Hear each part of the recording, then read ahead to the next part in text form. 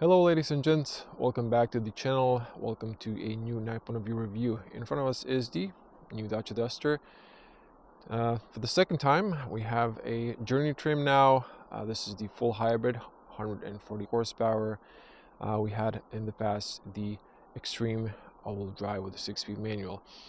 Now let's turn on the headlights. You can see those.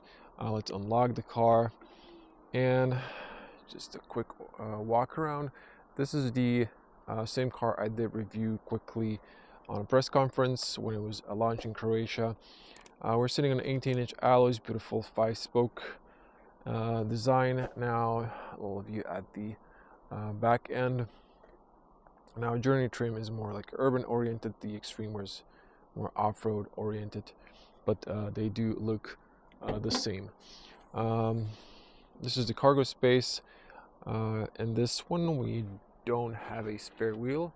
It's a little bit dark, you can see underneath, but this is the, as you can see here, hybrid.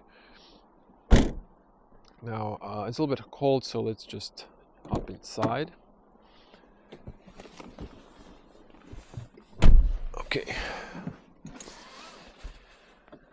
Now I did a little consumption test, but it's winter. You can see here 3 degrees. It's quite cold. Now you can see the interior of the car. We have the automatic. Now, as I've mentioned in my past video, later they will introduce a hybrid automatic. Later they will introduce non-hybrid automatic, probably 130 horsepower petrol, considering the CO2, maybe nothing stronger. The reason for Renault, adding on the car, adding first the hybrid, is they want to sell more cars with lower CO2, and then later they will introduce the pure petrol, or at least the mild hybrid petrol. Now as you can see here, my lowest fuel consumption is 5.3. That's my standard test, driving between 60 and 80 kilometers per hour at night when there's not too heavy traffic. So simulating open road, that's the lowest you can get. We're gonna drive and we can see, we will see what will be our fuel consumption when not so gentle.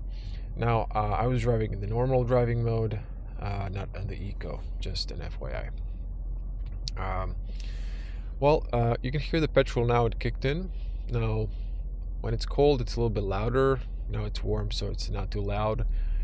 And a little note if you're here for the first time, so just to explain the full hybrid system, we have the petrol, has 94 horsepower, and then we have the electric motor, has 49 horsepower, but the system horsepower is limited to 141 horsepower. Croatia, it's 140. It's like actually exactly the same technology from Renault that we had on Captur, which is 145. I'm not sure why they've ditched few horsepower, probably because of the CO2. Now I'm gonna put it to reverse just to show the cameras. Here you can see camera resolution is quite good. You can actually see when you turn the wheel here as well. You can zoom out, whatever that means. Let me see here, nothing's happening. Your resolution is not the greatest, not the sharpest, but it does give you a good surrounding view, so you can better estimate how to park this car. I mean, parking this car is not an issue for me personally, although the front is quite tall. You can see these bolsters. I feel like I'm sitting in a Humvee. The windshield is not too tall, same on the back, so yeah. For some people this will be a little bit harder to estimate how far or close you are to an obstacle. Let's head out, not to talk too much. Now we haven't did the music test, so let's do that.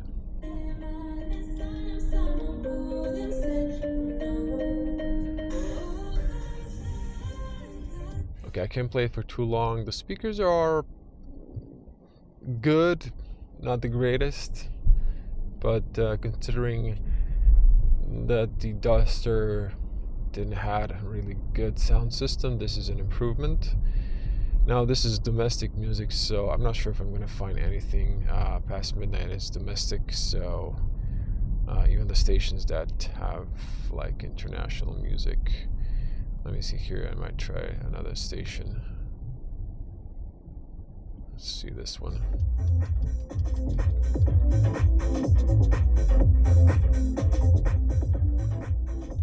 So it's a pretty, good sound system, again, comparing to the previous generation.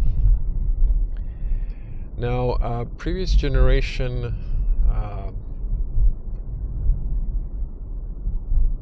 it was a little bit more Spartan, but not Spartan as the first generation, which I didn't test, but I've heard some stuff about it. So we're going to focus on the latest generation and the one we're sitting in. Now let me just switch here to the navigation. Now navigation, for some reason, when you start it up the first time, it just it's loading really long. It's by here navigation by Nokia, and then it comes on. And now look at this. If I go to apps or just to the home menu and back to the navigation, it just comes on back fast. So I'm not really sure why it takes a little time to load up. Maybe, I don't know, they're saving on hardware. It's likely possible. I talked to the engineers about some details, like why not high resolution cameras. They just said, the budget was limited and they've fitted maximum to make Duster a lot better car. Now navigation has a night mode and it has a day mode, but you have to switch it manually. There's not an automatic option that's tied to the headlights. So that's that. Now, full hybrid. Well,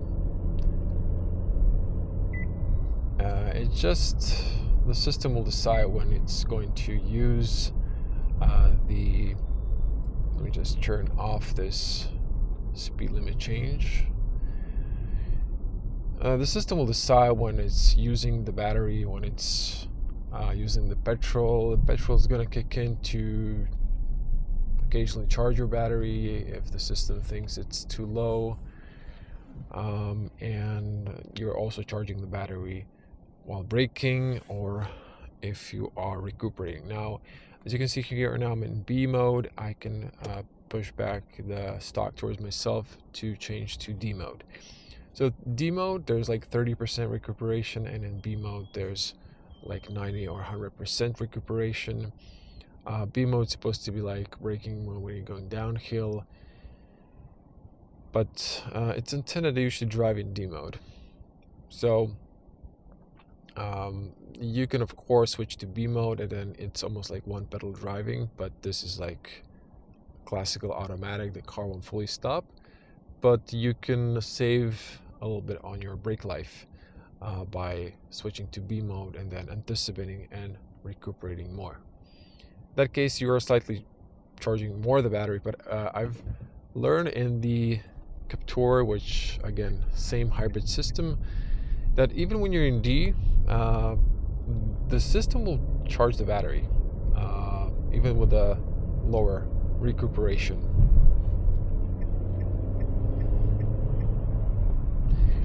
Now, 140 horsepower, at least system horsepower, it's more than enough for Duster. It just drives very nice.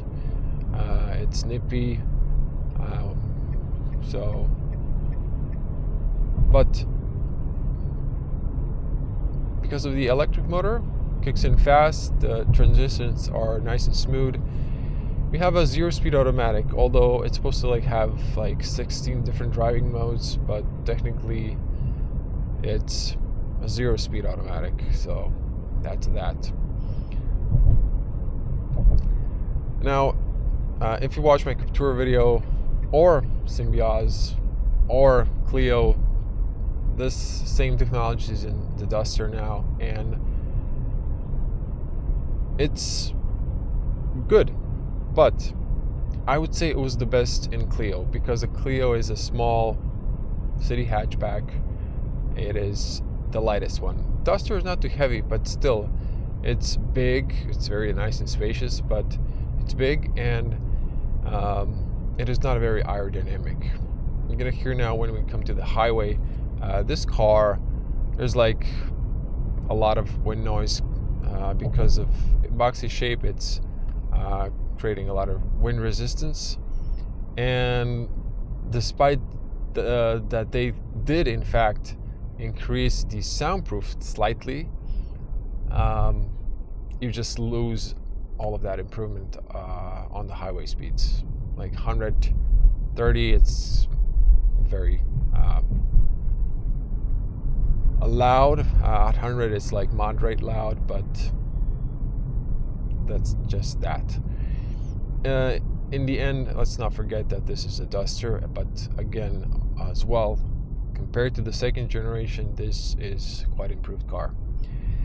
Now, this car usually comes, usually from the factory comes on summer tires. It's now switched to winter tires. Winter tires are more softer in the winter, but they should not be creating too much more noise. But these are a bit noisy, I know, because I have them on my car, slightly noisier. I'm saying this because original summer tires were specially designed for the Duster, with lower rolling resistance and with lower decibels. So that changes a lot of the interior noise that's coming from the road. And the fuel consumption. So maybe I could get lower fuel consumption if I had this car in warmer temperature and with the dedicated summer tires. I personally prefer the automatic. Hopefully you will have by end of 2025 pure petrol if you're not eager to go to the hybrid. I like the hybrid because of the driving electric sometimes, but there's no dedicated EV button, so you cannot tell the system you want to use the battery. But the battery is 1.2 kilowatt hours, so it's not that big. For example, MG ZS, the new one, has a 1.8 kilowatt hour battery. That's the largest battery. I've actually asked Renault engineers why they didn't increase the battery for to almost 2 kilowatts, and the answer was like it would be counterproductive weight wise, but the MG has proven that's really not the case. To be fair, I didn't get it on the long tests yet to do a fuel consumption, but it's very similar, to be honest. I did test the MG3, so I'm just comparing here very similar hybrid systems. Full hybrid systems. Let me just lower this fans. Not fan, but temperature. A little bit hot. I'm just gonna put it to automatic. Maybe even 21. It's fine. Now, the Duster has the TFT screen, and just switch the light on. So this is quite low. If you have a manual, it's a little bit higher. The automatic sitting low. The Bigster, which is just bigger Duster, it's a bit longer. The automatic has a tall bridge here in the middle, and you can like rest your arm on the automatic. It's not a case in the Duster because the Duster is a little bit cheaper. Also, the Duster gets this TFT screen. It is solid, but the Bigster has a more prettier screen, full size. It's the same quality as this beautiful infotainment screen. The infotainment screen is not really fast. It's great. The only con is it doesn't have automatic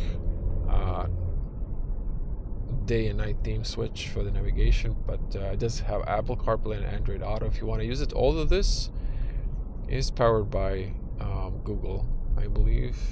It just doesn't have the satellite view, but it looks actually very good. Now, a little con, a little con. It's not really a con. It's something that you get used to when you get the car. The brakes are not engaging from the very top, so you have to press them in a little bit deeper to engage them. I'm mentioning this because some German cars are from the very top very aggressive in braking. So this one, it's like a little bit late. It's something you'll have to get used to. So I drive a lot of cars, and I honestly actually prefer for brakes to start gripping immediately, not being a little bit late. It's not a problem when you get used to it, but when you're just sitting in your car and you're like pressing the brake and nothing's happening, and then you have to press it in deeper, and then it starts gripping, then on the first brake it's like a little bit, if you need to brake hard, it's like a little bit surprising. And but again, when you buy the car, you get a feeling for it, so not a big deal.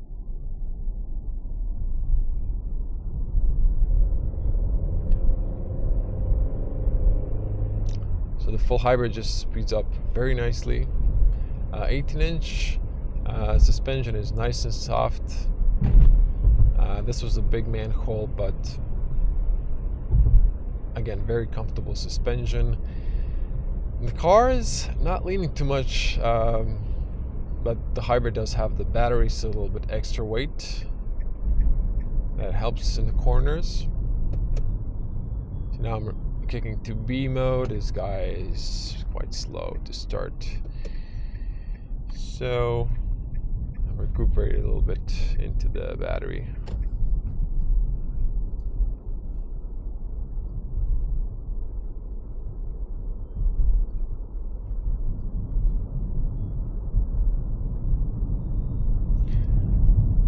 Now focus on the headlights.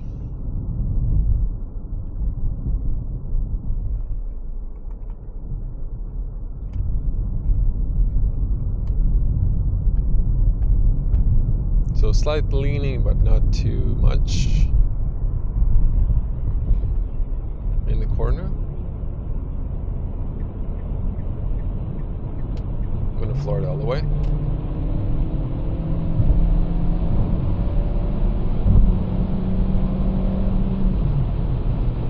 Speeds up very nice. 124. There was like this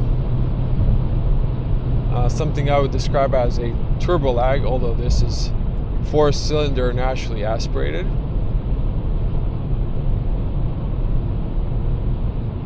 I'm going to slow down here a little bit.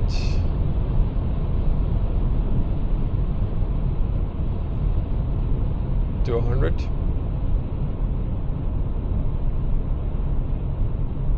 This is the noise level.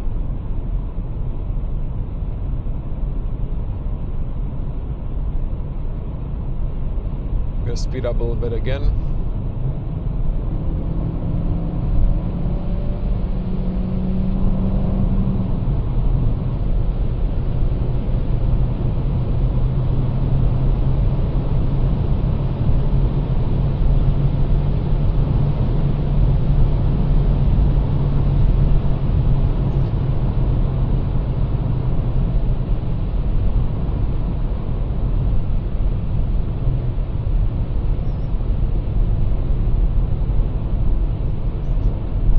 Yeah, so a bit noisy.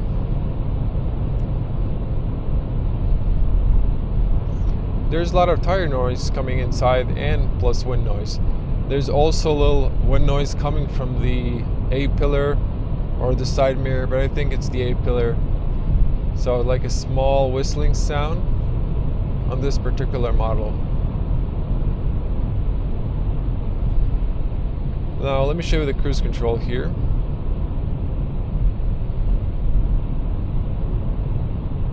And let me show you here, we have different views. This is like the minimal, this is with the lane assist.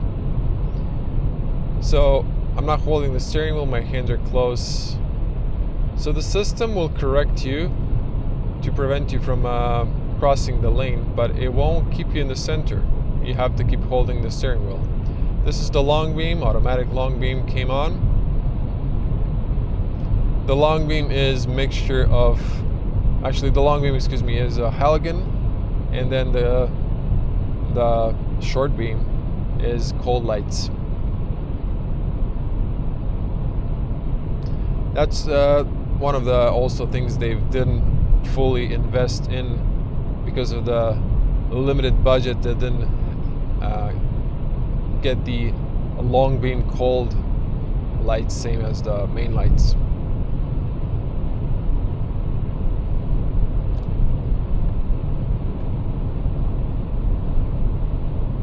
You can see here the energy flow. Currently the petrol is pushing the car. It's a front wheel drive, obviously.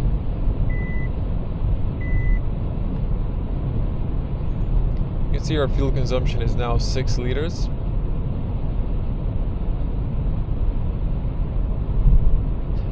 But overall, a great looking car, more spacious,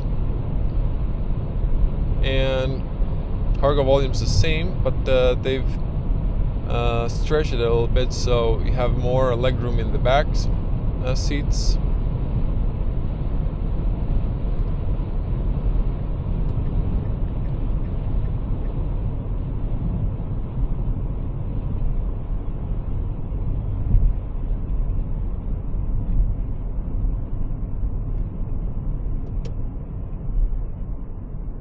So switching to B, recuperating, charging the battery. Not even using the brakes now. You can see I've just dropped to 40. And then switch it back to D.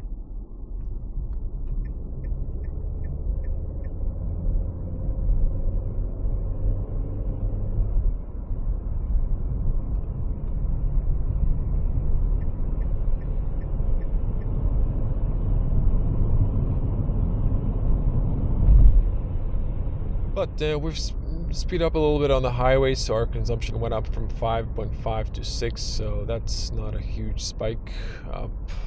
Let me just see here now, although I'm right where the garage is. Yeah, the garage is closed, very likely.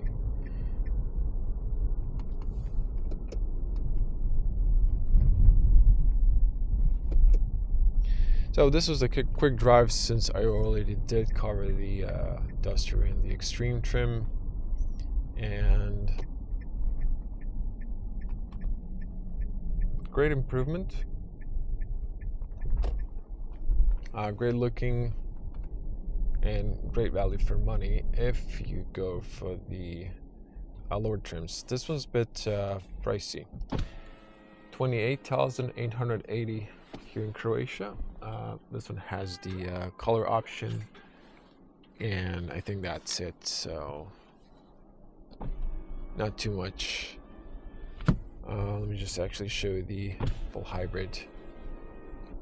You can hear the pedestrian warning system because it's driving EV now. There's a little EV sign at the bottom.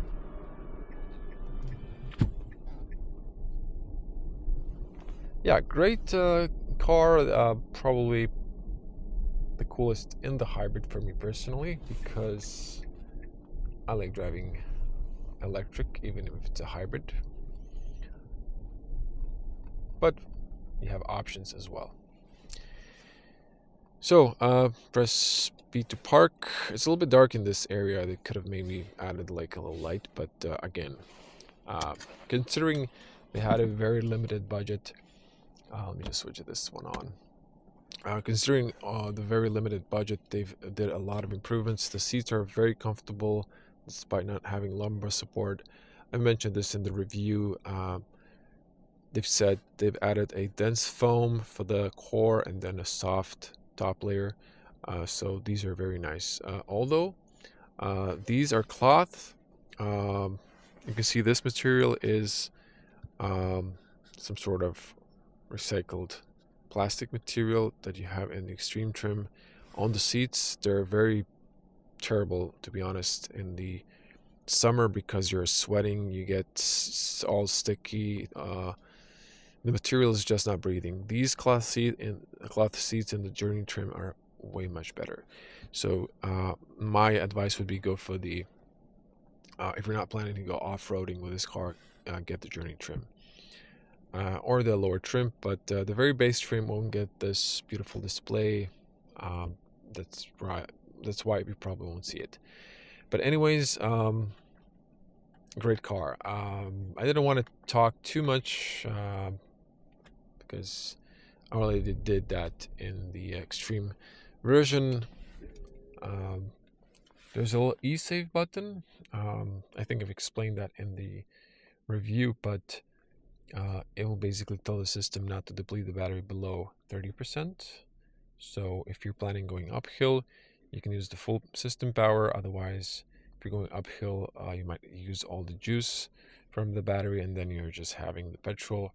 So the electric motor won't be kicking in at full power because the petrol will be also trying to recharge the battery. So it's under more load. Yeah, that's that. Don't forget your valuables, and thanks for watching. If you like this video, give it a like and subscribe to the channel if you're here new. Let me just do a little walk around in the garage here. Of course, the car locks itself because they've exited the geofence zone. If I come closer, it will unlock. So just see, it's like turning on the lights. So lights on.